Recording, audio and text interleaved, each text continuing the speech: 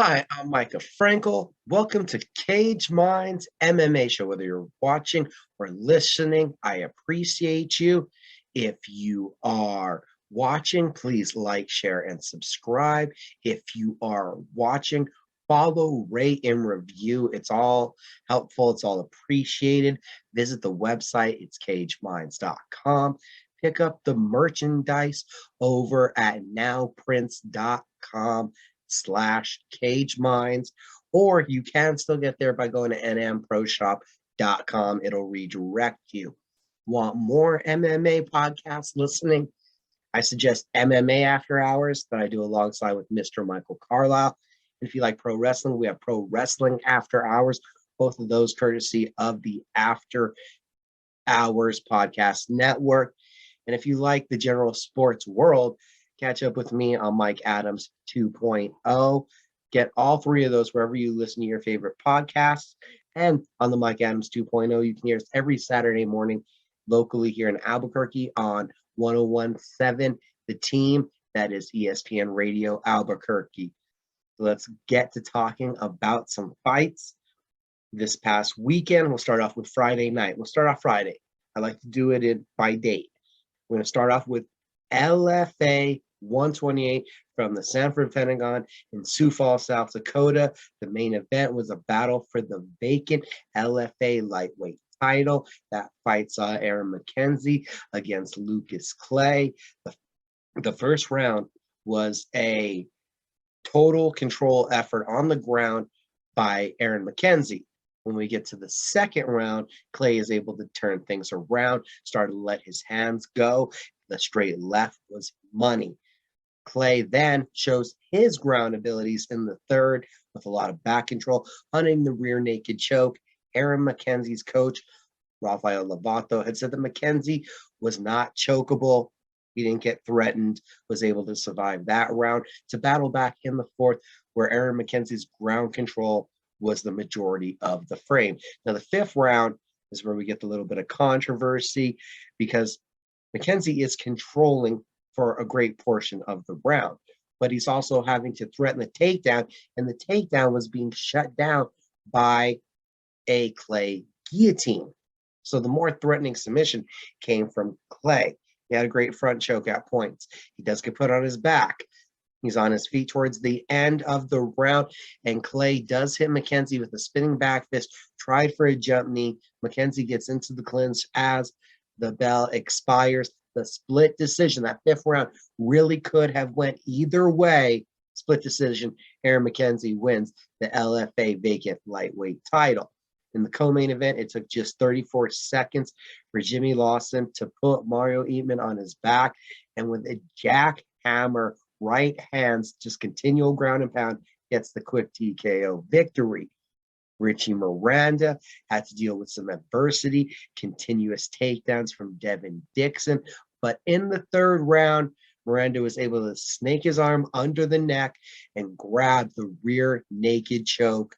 A big finish there. Also remaining unbeaten was Bryce Meredith. Meredith showed off his wrestling for 2 rounds against Jay Viola and then started to let the hands go in the third, battled his way into the tie clinch, getting the Muay Thai plum, pulling the head down, some big knees, then firing the 1-2s until the ref jumped in. And the night opened up with Thad Jean having to survive some Sarek Shields takedowns, but when he got back to his feet, we saw some beautiful striking, a wizard attempt that put Shields' face into the mat by Gene, shutting down the takedown, body, overhand left, shut down the senses, jab to the body. That was a beautiful, right to the sternum, I'm telling you, and then brings the left hook over the top, shut down the senses. Thad Gene with the knockout victory. Again, I said that was Friday, so now we'll get to Saturday. Here it is. We'll talk about it, of course, what we're going to spend the most of the show on. UFC 273, the championship double header. Your main event, Alexander Volkanovski defeats Chan Sung Jung, the Korean zombie, by TKO in the fourth round. The first round, it was about leg kicks. It was about jabs. It was about the Volkanovski left hook scoring and knockdown. You could already see the way that Volkanovski chains together his patterns to disrupt what you think is the pattern, throwing so much at his opponents at one time, really making your brain just overwork, mixing and matching so many different patterns to the point where you see Volkanovski freezing up his opposition. The jab and the right hand, the right hook, typically was impactful in the second round. This is when we start to see the threat of the Volkanovski takedowns come into play. By the third round, this was just a dominant artistic performance of violence from Volkanovski, as Jung would be able to counter with some big right hands, but the leg kicks, the jab to set up the leg kick, because the Jung corner had a very direct plan. They wanted to shut down the Volkanovski low kick, seeing that that was a pivotal asset of his arsenal. Volkanovski understood that people are going to eventually want to do this. They're going to try to step inside my leg kicks, land that counter right hand. What can I do? Now Volkanovski was mixing in the jab. Now, we don't think of Volkanovski as the greatest athlete in the featherweight division. It's his rhythm, his timing, and all the patterns, feints, and fakes that he's throwing at you to disrupt and to disguise what he's really attempting to do, that leads to a piercing jab, lunging forward like a fencer, busting up Chan Sung Jung's face. And I got to say, this was one of the finest jabs. It harkens me back to GSP against Jake Shields, GSP against Josh Koscheck, GSP when he'd take on these wrestlers and he would just jab their faces off. In the fourth round, after a conversation before the round begins, where you have judge, commissioners, people really heavily looking over Chan Sung Jung. Things were so bad that between the second and third rounds, Jung didn't sit on his stool. He just sat on the floor. There was no more of a demoralizing look than things are going wrong for me in this moment than what we saw, the look on Jung's face between the second and third. Excuse me. Quick water break. Takes a lot to talk for 45 minutes in a row, possibly an hour. The fourth round starts up, and it's a 1-2 down the middle. The big right hand wobbles the head of Chan Sung Jung. Herb Dean rightfully jumps in, stops the fight. We have the TKO in the fourth. 138 to 48. 138 to 48. 90 strike difference in significant strikes. A 152 to 51. 101 strike difference in total landed strikes. 4 for 8 on his takedowns from Volkanovski, who did an excellent job of mixing up the takedowns. He was a heavy takedown ground and pound fighter when we first got introduced to the champion, the former rugby player. He has now became this complex, multifaceted striker. It's a beautiful performance. What's next for Alexander Volkanovski? You have to assume it is a trilogy fight. It's what everybody wants. The first two both went in Volkanovski's favor, but in controversial fashion. So that means we all assume Max Holloway is next for Alexander Volkanovski. I've heard that the champion also was flirting with the idea of returning to 155 pounds, where he's been before. I'm not against that idea, but I do say there is some more work to get done at 145 pounds. I don't know if you're trying to get out of the division before you see some of these young up-and-comers that are making their way up the division. If we're starting at the bottom, we're talking about a Bryce Mitchell, unbeaten. He's proven a lot, especially with that win over Edson Barbosa. Move a little further up the rankings, you have Arnold Allen. You have Josh Emmett. I feel like there are still some names, still some prospects, and still some danger there left at 145 pounds for Volkanovski hammer away and make that legacy as great as Jose Aldo. Because to me, honestly, if you don't have as many title defenses as Aldo, as DJ, as Anderson Silva, not really talking about hopping divisions. That's just me, though. That's just my outlook on the whole process. I'm not really into a guy who we'll talk about later. You know, you win a title once, you defend it, you let it go. You win one, you defend it, you let him go. You retire, you unretire. I'd rather just see a champion maybe need a little bit of a break. It is a crazy pace and schedule that you keep up with as a UFC champion, but I'd like to see that legacy reach epic proportions as we have in the case of the Spider and Mighty Mouse, where those title reigns are nearly, it's laughable that they'll never be touched. Chan Sung Jung, well, he's a lot of people's favorite fighters. It may be and looks pretty apparent that he will never be the UFC champion, but he seems to want to stay in the game and wanting to make fun fights. We're talking about some fun fights to make now, that the belt is not the optimum goal. Edson Barbosa was a name that we just brought up. Shane Burgos is another great name. I think either one of those would be a fun, stylistic, throwdown kind of matchup and a real winnable fight for a Zombie to get that momentum going back in the correct direction. Co-main event, a bit of controversy here, and this was the most controversial decision that I think we had throughout the night. But what happened in this fight, in scoring terms, conflicts what we saw earlier on just in the pay-per-view, just 2 fights prior. Aljamain Sterling defeats Peter Yan by split decision. This was an ultra close fight. That is the first thing that you must acknowledge, because I've been seeing a lot of different opinions about this fight, and people are very confident about their opinion. And I'll tell you, for the first 24 hours, I was really dead set in my opinion as well. But then I started thinking, it could just be a close fight. It really could be a toss of the coin, which fighter got a 10-9 ever so slightly in the also pivotal first round. Now, as I'm watching the fight live, the first round, we saw a lot of pressure from Peter Yan, who does not throw a strike for about the first 2.5 minutes, nearly content to give away the round, just trying to analyze and absorb what Aljamain Sterling is doing. Now, in boxing, this has been well acknowledged too now because of this fight. You can take some rounds off in boxing, learn what your opponent's doing, and then come on like a wave of momentum later because you have those rounds to give away. With only 5 rounds in an MMA fight, it's more pivotal to get going and get busy right away. Aljamain Sterling was able to stick and move with his kicking game throughout that first round.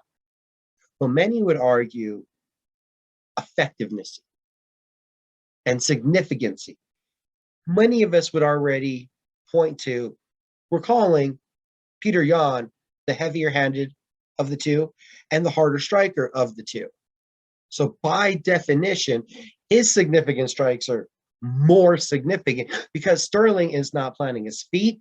He's not trying to land with the same kind of authority. Sterling does outland Yan 19-13 in significant strikes in that first round.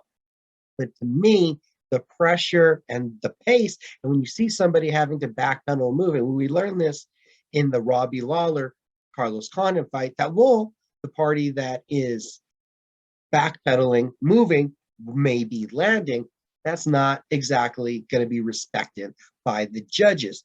Well, forward pressure, that octagon control, is supposed to be like a third factor if everything else is even. You've seen it in states like Texas be a major factor. So to many people, to myself, we were counting that forward pressure, not to mention the big overhands that Yan had landed towards the later stages of the round because, and we'll get to it, Mackenzie Dern lands one big right hand against Tisha Torres in the first round of their fight. And later on, you would see from the scorecards that one right hand took the first round. Well, much in that same fashion, it felt like there was an overhand left, a left hook, if you will, from Peter Yan there towards the latter stages of the first round. The most devastating, most significant strike of that first round, not to mention the effective grappling, was in Yan's favor as he shut down Sterling's takedown attempts. Felt like a Peter Yan round. But if you want to say the kicking game, because he landed a third more strikes, yes, 6, a third more strikes than Peter Yan, I can understand that theory. I'm just saying that earlier on in the night with Mackenzie Dern and Tisha Torres, that theory was proven wrong because the judges had already set a precedent of how they were scoring. And the first round, we're spending a while on it because this is the controversial flip round. The second round is all Sterling, took the back off of a wrestling scramble, That was a difference in this fight. Instead of just directly attacking the takedowns, you could see that Sterling understood he was not going to get the takedowns, but wanted to be able to take advantage of the fact that Peter Yan, much like a Justin Gaethje, he turns his back, he puts all fours on the ground, and he looks to tripod out of wrestling situations, out of the takedown, just giving his back to be able to hand fight. Well, instead of taking the hand fighting position, as Sterling did in the first fight, he did everything he could to sink in his hooks and get the body triangle locked in. From here, in the second round, we had spent 3 minutes and 50 seconds of Aljamain Sterling on Peter Yan's back. A 17-4 significant strike advantage to Aljamain Sterling and a 42-21 overall strike advantage in the round. There's been a lot of conversation and discussion about, was this round so dominant, so one-sided and lopsided that we could call it a 10-8? I don't agree with the 10-8 because I didn't feel that there was ever a moment where Sterling was close enough to a stoppage. There was a pretty interesting moment where he had a half back mount, half mount situation, landing down right hands, but it didn't feel like the referee was close enough into the action to warrant a stoppage. I understand the rule, and this is where you have to understand the 10-8 rule. You're more looking at now who won the round by a large margin. That is the letter of the law, where previously the letter of the law, we thought of 10-8s more as which party was closer to getting the finish. Was there multiple times where party A was on the verge of finishing party B? I did not see that kind of domination. Well, it was a one-sided round. I just thought it was a surefire 10-9 because we weren't close enough to a stoppage. The third round, more back control, body triangle still locked in, 3 minutes, 43 seconds, just 7 seconds less of ground control time in this round from Aljamain Sterling, but a totally different story in the strikes. Not sure why it changed this much, but here we go. 6-8 in significant strikes in favor of Peter Yan, and 8-20 in favor of Peter Yan in total strikes. So what we had there was Peter Yan getting a lot of strikes off and trying to get out of the takedowns and to nullify the positions throughout this nearly 8 minutes of ground control time. Aljamain Sterling registers 0 submission attempts. He was very controlling, had that back position locked in. Aljamain Sterling looks as a master at taking the back and is a credible backpack. When we get to the fourth round, the tide completely changes. After 2 rounds of dominance, Peter Yan is able to take the top position, the control from Aljamain Sterling. And surprisingly enough, the round where one fighter had the most control time was the fourth round, where Peter Yan racks up 3 minutes and 51 seconds, goes 18-8 in significant strikes and 48-8 in overall strikes. We haven't had much of a conversation about a 10-8 in the fourth round for Peter Yan. Didn't think a finish was imminent, but it was obviously a Yan round. We could be 2-2. We could be 3-1. That's how it looked on 2 scorecards. The fifth round was Peter Yan backing up Sterling, landing right hands. Sterling would land, but again, it wasn't the same authority. It wasn't the same effect. This fight, again, was a split decision that went in the favor of Aljamain Sterling. Peter Yan wins the significant strike battle, 63-62. It's 1 strike. He wins the overall striking battle by 48, 139-91. Dana White says that he feels like the judges blew it. It's a close first round. This was a close fight. If you said we wanted to do the trilogy and we're running these 2 right back, I'm sure the Sterling camp wouldn't be happy about it, but I wouldn't see it as ludicrous or just far out there. It appears now, because he was there live in Jacksonville, that TJ Dillashaw's knee is ready to get back to training, and he will be next for Aljamain Sterling, according to Dana White. For Peter Yan to get back into title contention, I think that starts with a matchup with Aljamain Sterling's teammate, the number 6 ranked bantamweight, Merab Dvalishvili. They've said it's on site. They've had some words already. I think that that's the way to go, especially because Merab has the skill set to exploit these same advantages that Sterling was able to utilize, causing scrambles, getting to the back, not taking a minute of a fight off, where Peter Yan seems to manage his energy more. Excuse me again. Maybe we'll see a Yan who is more aware of not giving away rounds as we go forward. Now, if that Merab Dvalishvili fight is not able to come together because maybe Yan takes off some time and Merab gets a fight here soon and they go in opposite directions. Well, later on this month, we have a bantamweight main event where Marlon Vera takes on Rob Font, and I can see the winner or the loser of that fight being matched up with Peter Yan, a former world champion. Could be a last hurdle before you get to a number 1 contender fight. Had a lot to say there about that one, and you'll hear more about it. I'm sure we'll have a lot more on MMA after hours when I get to sit in front of Mr. Michael Carlisle. Now, our feature fight at UFC 273, a fight of the year contender, Khamzat Chimaev, Gilbert Burns. I first can't understand how people were somewhat disappointed with Khamzat Chimaev.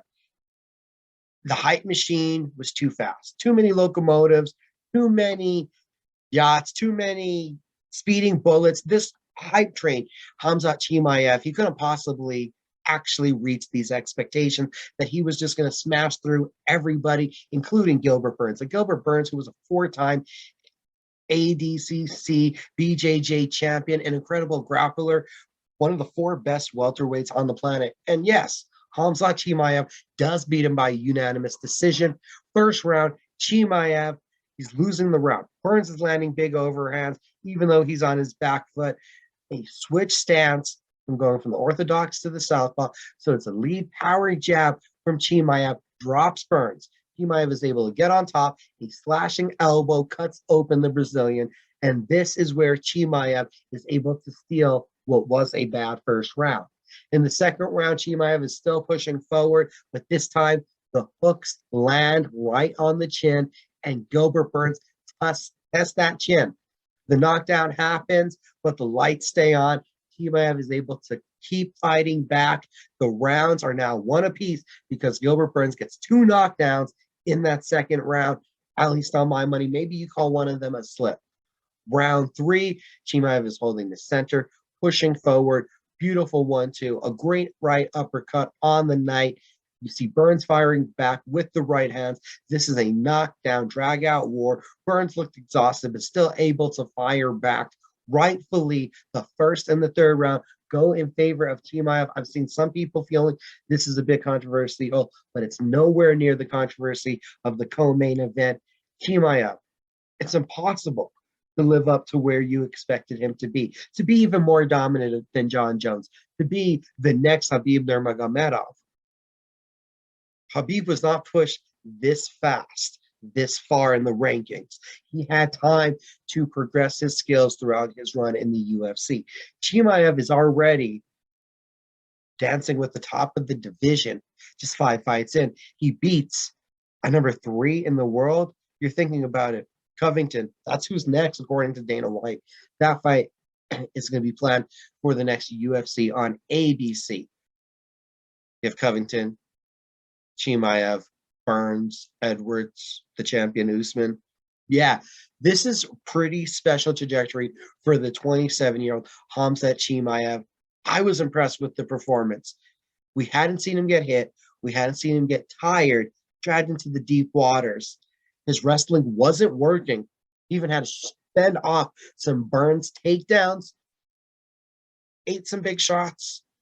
We learned a whole lot about Khamzat Chimaev, that right now he is as good as we thought.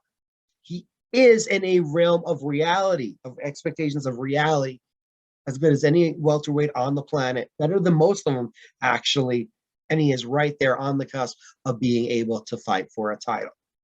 Gilbert Burns, on the other hand, the 35-year-old, gave it his all. Came in with an incredible camp, came in and made Chimaev work harder than anybody ever has and hit him with the biggest shots that he ever has. Gilbert Burns, maybe he's in line to fight Belal Muhammad. That's if Belal Muhammad is not victorious this coming weekend. We'll talk about that fight in a moment.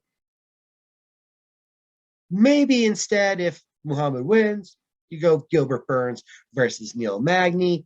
Those two also, that keeps you in the mix, in the division, will kind of reset you a little bit further down the division. I could like that one for Gilbert Burns. So I'm saying it's either going to be Belal Muhammad or Neil Magny. Now, the other fight that I feel was controversial on the scorecards, it's a split decision. I mentioned it a moment ago. Mackenzie Dern versus Tecia Torres. Mackenzie Dern was getting hit with the Torres side kicks, and Torres would catch Dern as she's charging in by sliding off to the right, hitting an angle to her left, and landing the right hand. Dern, in the second round, would just charge all the way in, get the fight into the clinch, would get a straight arm lock working, and would then climb her way up Torres to get the fight to the ground, turning Torres into a pretzel, but Torres able to survive. The third round, Torres would get back to using her striking. High kick would land across the face, a very damaging blow. The side kicks were still working, and even when they hit the ground, a foot right to the chest from Torres to Dern would create the space, allowing Torres to get back up. For my money, thought this fight was all about the striking in the first and the third round of Torres. But one huge right hand in that first round that would leave a mark under Torres's eye and would have her legs momentarily wobble before she started firing off side kicks again was so significant that it swayed the judges to give that first round to Mackenzie Dern. No knockdown, no prolonged offense followed up, but that one strike was considered so devastating that it changed the complexion of the fight. So it does lead us to believe one strike can win a round, but it just didn't in the co-main event. Opening up the pay-per-view, Marco Madsen eats some right hands, gets hammered by leg kicks, but gets back to his wrestling, gets the takedowns in the second and third, and is still unbeaten, taking a decision over Vince Pichel. The prelims finished off with Ian Gary being tested by Darian Weeks. Gary firing off at range, being able to stuff takedowns, excellent combinations.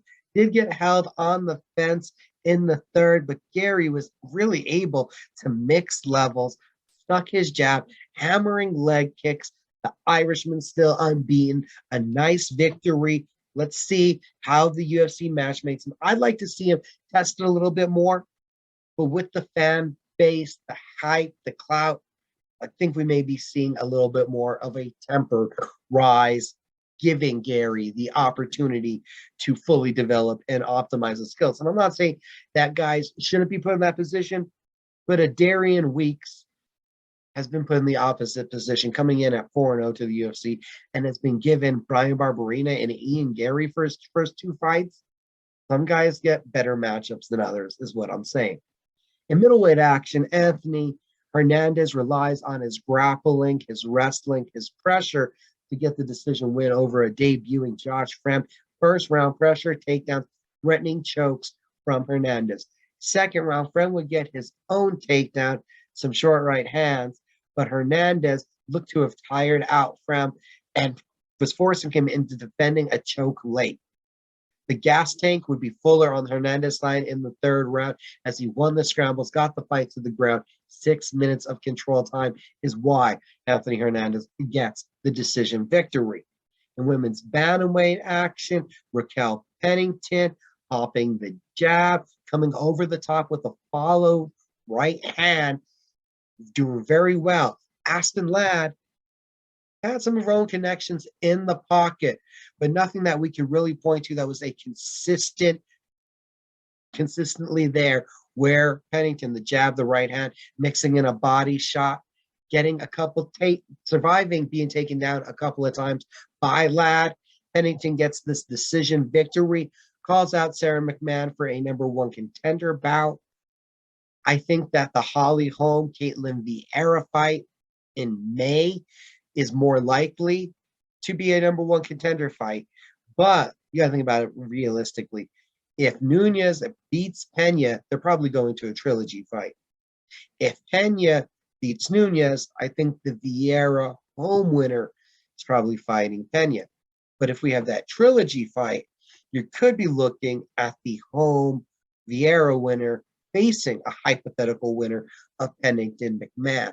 So I like the call out. I just don't think that it's an actual number one contender bout, but it could lead to a number one contender bout. Huge knockout. Canada's Mike Malott, welcome to the UFC, clipping Mickey Gall, putting him down, and a big left hook, ground strikes to finish it off. Mike Malott, keep an eye on him, and it's an unfortunate turn for Mickey Gall, who has not been able to really put it all together. I've seen the grappling look great. I've seen the striking look great. It just doesn't feel like it's come together in one fight. The early prelims, heavyweight action was the featured fight of the early prelims, and Alexei Oleinik will surviving getting lit up by Jared Vanderaa. Oleinik reaching with his punches, not bringing his legs with him. It looked like this was going to be a devastating knockout, but Oleinik is able to wrap up Vanderaa, pull guard, dive on a leg, cause a scramble, take the back, advance to mount, switch the hips, go to side control, wrap up his patented scarf hold, crank on that neck until the scarf hold leads to the submission. Vanderaa, it was nasty how the submission left him afterwards. Remaining unbeaten, Pierre Rodriguez defeats Kay Hansen. Hansen got takedowns, two of them early on. The first round was her best round, but things would go downhill from there as Rodriguez would take the ground control with a takedown, a minute 45 control in the second round, 23-7 insignificant strikes. Rodriguez would get two more takedowns in the third round, also landing a couple beautiful hooks to win the second and third and get the decision victory. Opening up the card, Julio Arce weathered the storm of the debuting Daniel Santos, continual use of his jab, finding a home for his left high kick against the Santos arms. Santos, poor energy management, big explosive movements without a setup early on, and would try to even do that late, just exploding, not setting it up. They were easy to read from Julio Arce, who excellent footwork and angling in this fight, landing power hooks. 2-1 now at 135, a beautiful win for Julio Arce. Now we're going to go over to the fight announcements from the UFC. The UFC Fight Night on April 30th has had a switch of things in the heavyweight matchup. Justin Tafa is out, and Andre Arlovski is stepping in on short notice to face Jake Collier. And in featherweight action, in addition to the card, we'll see Andre Touchy-Feely versus Yo Anderson Brito. The UFC 275 card on June 11th has added an incredible rematch as Zhang Wei Li, Joanna and Jacek 2 has been verbally agreed to for the card in Singapore. The UFC Fight Night on June 18th has added a middleweight matchup where Kyle Dawkins will take on Roman Dolidze. UFC Fight Night on June 25th has a heavyweight edition as Josh Parisian will take on Alan Boudreaux. The UFC Fight Night on July 9th will see Sidyabuk Karakhmanov versus Ronnie Lawrence.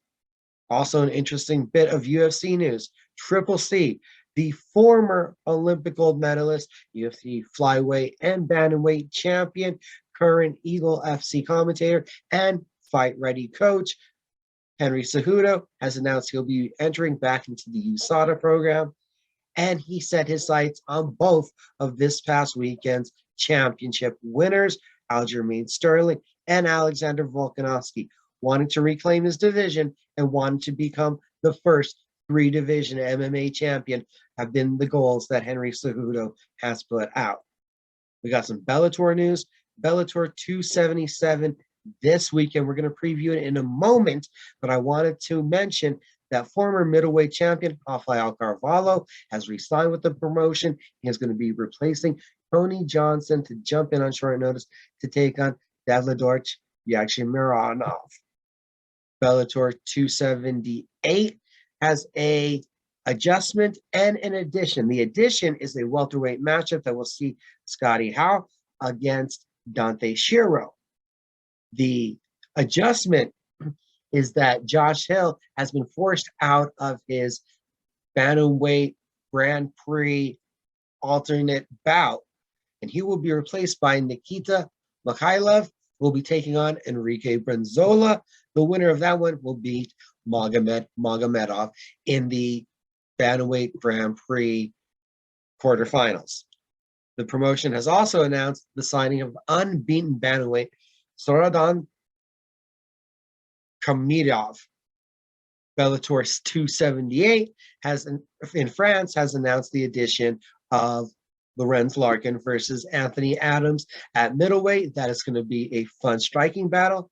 Bellator 281 has announced a middleweight edition that will see Ireland's own Charlie Ward against Alan Carlos.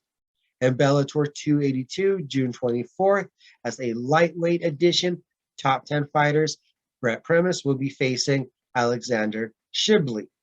In LFA news, don't forget LFA 131 is in Wisconsin on May 6th. There's been a little bit of adjustments to the first PFL event of the regular season, which is April 20th. Anthony Pettis has been moved back a week. Clay Collard versus Jeremy Stevens has been moved up to the main event on top of Hush Manfio versus Don Madge. That card will also still see Joshua Silverio versus Emilio Sordi and Antonio Carlos Jr. versus Dylan Monte in the light heavyweight division. And the latest lightweight edition, OAM, Olivier Aubin-Mercier will take on the two-time PFL champion, Natan Schultz. Ahead of us this weekend, don't forget that CFFC is on UFC Fight Pass. Fit NHB's Ty Milner going to be debuting with that promotion, 1-0 as a pro. The kid is a very Tim Means-like striker coming out of that same camp, that same mold. I've said physically, if you see him physically, he resembles a young Carlos Condit. Also on UFC Fight Pass this weekend, you have LFA, a heavyweight title fight in Minnesota. LFA 129, Thomas Peterson defends the title against Waldo Cortez Acosta. Both fighters are 5-0. Peterson, a two-time state champion in Minnesota, a three-time All-American, a Junco national champion, and wrestled D1. Peterson has grown up in the LFA. 8-0 overall. He's 5-0 as a professional. 4-0 as an amateur. 4-0 as a pro. 8-0 in the LFA cage. Well, WCA, Waldo Cortez Acosta, 5 professional wins in MMA, 6 as an amateur in MMA, 10 pro wins as a boxer, 5 of those coming by knockout. This is wrestler versus boxer. This is old school MMA, but WCA has 2 wins by knockout and 1 by Kimura. So there's a bit of ground game that you must respect. Peterson must mind his P's and Q's. You have a co-main event in the flyweight division where well-traveled veteran Matt Brown takes on exciting Brazilian prospect Carlos Mota. Mota looking to rebound off of his first professional loss, failing to claim the LFA flyweight title. On the other side, you've got Matt Brown, who has 2 wins over John Castaneda, and he's also fought Chico Camus and Derek Minner. He's fought in incredible competition and has finishes in 4 of his last 5 wins. Mota, the BJJ prospect, and don't forget about the crushing body kick he landed in his LFA debut. 5-0 Haider Amal is taking on Devontae Sewell in the feature fight. Amal 3-0 in Bellator. Of his 5-0 record, he has 4 finishes. 3 of those come by TKO. Sewell, 9 victories on his record, 6 of them coming by submission. He has 4 guillotines, 2 rear naked chokes. Amal is going to want to look to keep this one standing. Rizin Fighting Federation 35 going down this weekend. Wanted to throw that one out real quick as you have that in the middle of the morning from Friday to Saturday. Roberto de Souza, Johnny Case for the Rizin lightweight title. The Rizin featherweight title is on the line as Haruto Ushika takes on Yutaka Saito, and the women's atomweight title is on the line as Ayaka Hamasaka takes on Suzuka Azua. And that is coming up after Bellator 277. Friday night. It is the rematch. It is a championship doubleheader. It is the featherweight world title on the line. And in the co-main event, you get the light heavyweight Grand Prix finals and the world titles on the line. So let's start that off at the main event. AJ McKee Jr., 18-0, defending against Patricio Pitbull Freire. McKee, 10 first-round finishes in those 18 wins, 13 finishes overall, 6 knockouts, 7 submissions, has the reach advantage. We can't pinpoint the beautiful jab and right hand that we can on a Patricio Pitbull Freire. But AJ McKee, as he's been molded and guided through Bellator his entire career, has proven that this process can work and can create a next-level kind of fighter. McKee, in his last 5 fights, have beat Pat Curran, Georgie Katahanian, Derek Campos, Darian Caldwell, and with that standing guillotine, took the belt from Pitbull. There's something special about McKee, his athleticism, his length, his ability to improve, and his improbable ability to pull off submissions like he did against Darian Caldwell. And to be innovative, his long limbs are totally utilized in the right way. Could he use that jab and stay out of distance a little bit more as a striker? Yeah, but for those long limbs, a beautiful inside striking game. Now, as I've went on and on about McKee, you have to respect the champion Pitbull. 11 knockouts, 12 submissions, 7-1 in his last 8, 2 guillotine chokes, 2 TKOs, 12 first-round finishes. The jab, the power, it is present and always there, ready to lop someone's head off at a moment's notice. I'm taking the young guy. I'm taking McKee. I'm taking the promise. I'm taking that he has been able to develop and grow in leaps and bounds in every fight, and I don't see why that would stop now. I don't see McKee as being a guy that's satisfied at the top. I think he still wants to capture that Bellator lightweight title. I think that this is another moment that we realize Bellator has some true superstars and incredible world-class talent in their on their roster. The co-main event, as I mentioned, Vadim Nemkov defends the Bellator light heavyweight title while also looking to win the Grand Prix against former Ultimate Fighter champion Corey Anderson. Yes, the Ultimate Fighter champion. Vadim Nemkov, a 9-fight win streak. 5 of those coming by knockout. Overall, 9 knockouts, 3 submissions. That's 12 finishes. That's 80% finishing rate for Vadim Nemkov. Corey Anderson, 16-5. And let's just look at it right now. Bellator. In the Bellator run, Corey Anderson is 3-0. TKOs of Ryan Bader, Yakshimir Muradov, and Melvin Manhoef. Just ran through the competition. Well, we have to acknowledge that Vadim Nemkov's takedown defense looked great against Ryan Bader, against Phil Davis. We saw a submission game against Julius Lukliskas. Corey Anderson's game, the striking authority that he has, the way he's putting together his boxing, it's on a different level than what Nemkov has had to deal with. The wrestling, the chaining it together, the fact that overtime, Anderson, an incredible cardio base for a light heavyweight. I think this fight pushes Nemkov, and it's written all over it. The winner here, at worst, you're arguing me, is the 3rd best light heavyweight in the world. Maybe you're giving Glover a little more right now respect. Maybe you're giving Yuri Prochaska and his youth the respect, the UFC. But I'm saying Vadim Nemkov, Corey Anderson winner, argument to be the best in the world, at very least number 3. This is a spectacular fight. You wonder if Nemkov will be able to go to his leg kicks or if Anderson will just be able to eat them up, and that will give him the pathway to getting this fight to the ground.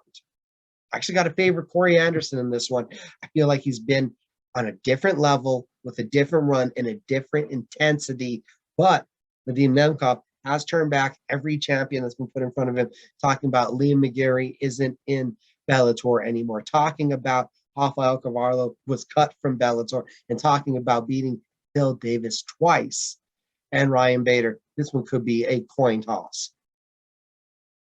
In featherweight action, in the feature fight position, Aaron Pico on his 5-fight win streak is going to be taking on short notice replacement Ali Jafari. Jafari is replacing Jeremy Kennedy.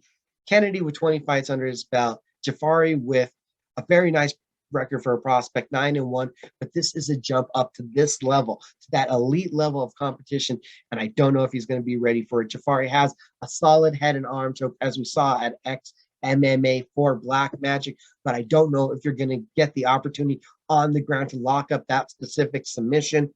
Pico has just been destroying guys, rear naked chokes, overhand rights, left hooks, anacondas. We're seeing Aaron Pico come into his own. That was a huge win against Justin Gonzalez in his last fight. And we are talking about, and we are on the realm of possibility of Pico McKee sooner than later. Opening up that main card, got it listed as it's going to be Tim Johnson versus Linton Vassell. Vassell, probably the better ground and pound on paper. Johnson's the better wrestler. I think he's the more fluid striker, may actually have a slight speed advantage, but the key to this fight is going to be which party can get on top. On the prelims, there's 2 fights I wanted to point out. You have Terrell Fortune against Rakeem Cleveland. Cleveland is replacing Steve Mowry. That was going to be an incredible fight. Terrell Fortune coming in off of the setback, looking to regain. He's back in the win column. This is a ranked fighter. Again, not taking on ranked competition. 13 fights into his career. I think this is an opportunity, though, where Fortune has to make a statement on the prelims to get back to the main card. Cleveland, 14 losses, 8 of them come by submission. 22 wins, most of those coming by finish. Cleveland with a very good submission game, offensively has power, but you got to favor the wrestler. Also in the welterweight division, we have Kyle Krichmeyer taking on Michael Lombardo. Krichmeyer has won 4 of 5, 3 by decisions. Well, Lombardo, his last 2 wins coming in some big spots. On the Contender Series, he beat Corey Coop and then went to the PFL and beat Kyron Bowden. Also, a shout out, go to the website cageminds.com. Got an interview up with Caleb Ramirez. He'll be taking on Bobby Soriano the third on the prelims. Bobby is a jiu-jitsu player, it looks like. Caleb, he likes to strike, and his wrestling is really coming along. Now, after Bellator, again, don't forget, early in the morning, between the UFC and Bellator, you do have that Rizin Fighting Federation 35 card featuring 3 world title fights. Saturday night, it's UFC Fight Night, Luque versus Muhammad. Main event, number 4 ranked Vicente Luque, 21-7-1, taking on the number 5 ranked 20-3, former Titan FC champion Bilal Muhammad. Luque, 11 wins by knockout, 8 by submission, a 4-fight win streak. He's beaten that time Nico Price by TKO, Randy Brown by KO, and has submitted with the Barboa choke both Michael Chiesa and Tyron Woodley. And I've been told it's not actually a Barboa choke, that was a Darce choke, because a Barboa choke you have to have a gi on to be able to do. So you can't actually do a Barboa choke in MMA. And if I'm getting that wrong, I meant to switch the word Barboa for anaconda or vice versa. Early morning. Bilal Muhammad has won his last 6 outside of getting poked in the eye by Leon Edwards. Those last 2 wins come over Damian Maia and Wonder Boy. If Bilal Muhammad's going to win, there's a 75% chance this will be a long, grueling fight. 15 of his 25 wins come by the decision. Here's where the stats lie, and here's where it starts to get interesting. We love Vicente Luque because he's an all-action fighter that puts it out there on the line. He lands 5.65 strikes per minute on 54% accuracy, while Muhammad is 4.55 strikes landed per minute on 43% accuracy. But we get to the absorbed, and here's where things start to change, where you're like, wow, You see almost one strike more per minute, a little bit more than landed for Luque. But Luque absorbs 5.67 strikes per minute. It's actually 0.02 strikes more per minute. He's really even though he does it while defending 52% of strikes. It's telling you Luque gets into firefights. Well, on the other side, Belal Muhammad has a 0.9 plus in what he lands to what he absorbs, only absorbing 3.61 strikes per minute on 59% defense. And you also must keep in mind an exquisite submission game from Vicente Luque, but Belal Muhammad has a 91% takedown defense, but his game will be changed up fighting Luque because Muhammad likes to threaten the takedowns, at least 2 per fight, mixing in the striking and the grappling. His jab to his leg kick is some of his best work. This one, if it goes long, you feel like Belal Muhammad is going to be able to get his work done and will have kept Luque at bay. If Luque gets in there and makes this one a brawl, he could get finished. He could get the finish. But the odds makers are finding Luque the favorite. These last 4 wins, 2 of them over elite level competition. His grappling was underrated after the submission of Michael Chiesa. You have to be putting some respect on that name. And Luque comes in as a minus 170 favorite, while Muhammad is your plus 150 underdog. Now, as we look at the rest of this card, we're going to head through it. And, I'm an MMA, UFC, hardcore. It's why we do the media, because we love the sport and we want to put it on top. But you have to acknowledge not all fight nights are the same. What I saw listed as the co-main event is Kai Barallo, 10-1 versus Omar Gadzinyev, who's 13-0. Both fighters coming off the Contender Series. Barallo has won 9 in a row. He has 7 finishes, 4 knockouts, 3 submissions. While on the other side, Gadzinyev has 5 submissions, 8 knockouts, 7 first-round finishes for his unbeaten 13-0 record. In women's bantamweight action, you got Mayra Bueno Souza versus Yan Wu.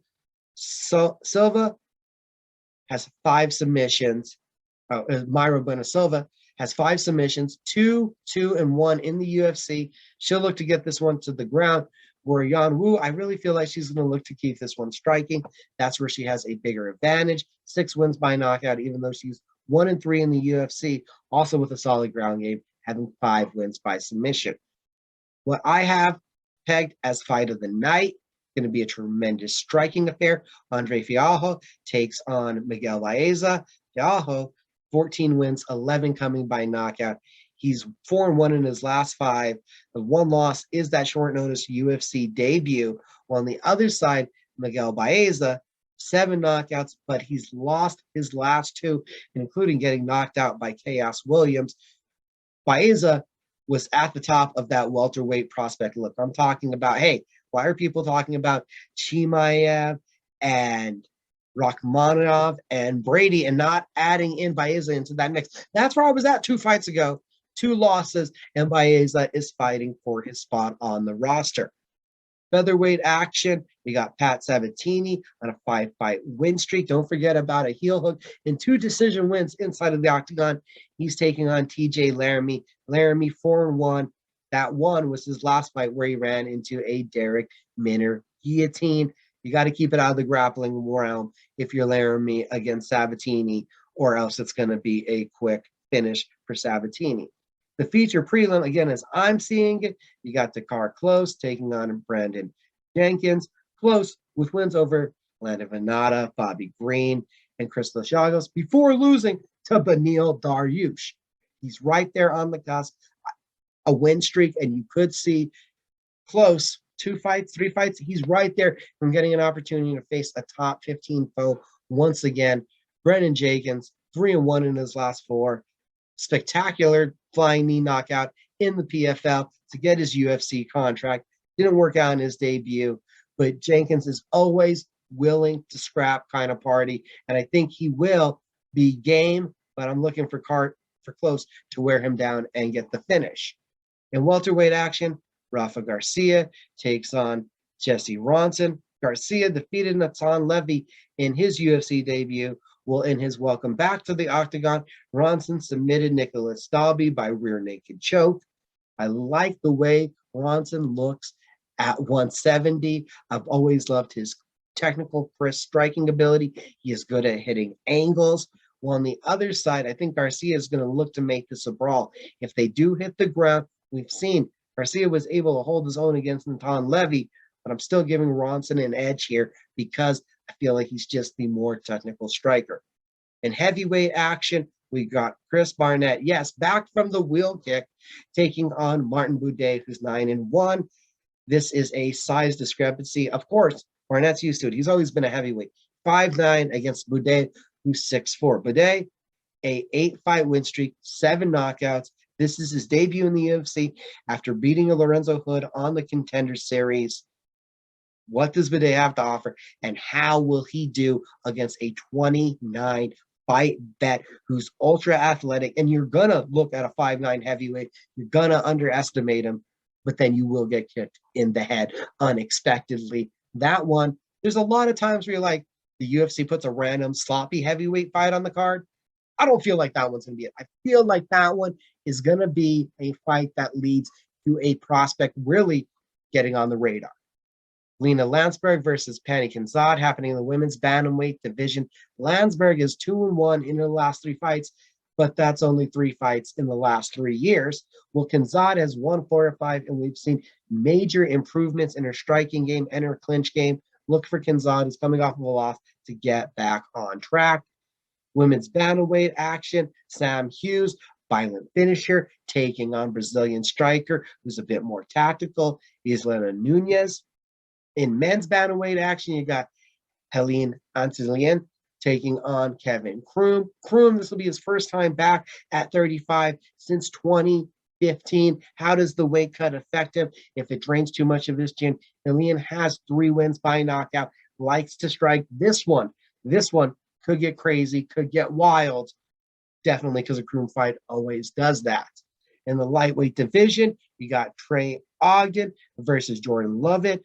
Ogden, 2 wins by rear naked choke, 1 arm triangle. He's 2 inches taller. We've seen Ogden stumble and get submitted, get tricked into playing the grappling game with guys that are just a little bit better on the evening.